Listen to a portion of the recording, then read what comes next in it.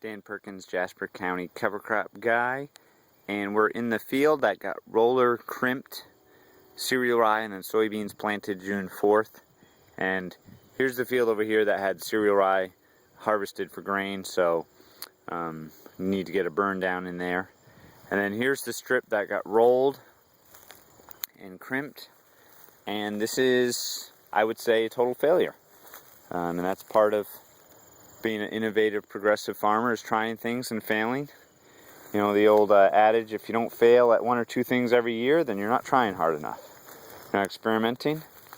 So the question is, what would we do differently? How would this improve? Because you can see the beans there. I think the first thing we do is make sure we have a clean, weed-free field to start. The weed history on this field is pretty heavy.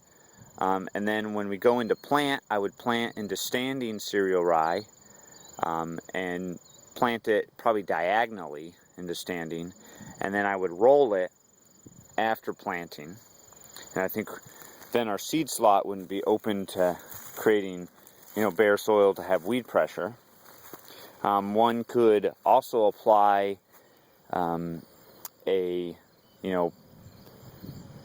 soybeans midsummer, or after they emerge. So that wasn't done. So this is no herbicides.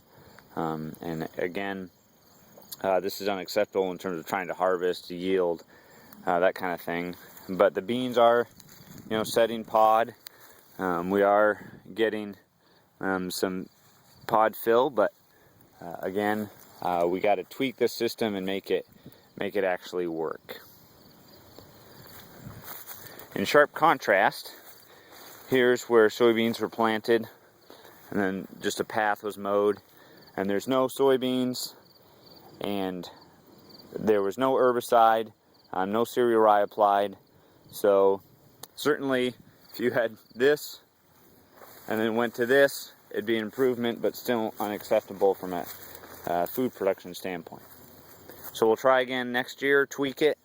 There are people across the United States doing organic soybean production or no herbicides successfully, but obviously field history and management are key factors in exactly to make it successful. Dan Perkins, Jasper County cover crop guy, Indiana.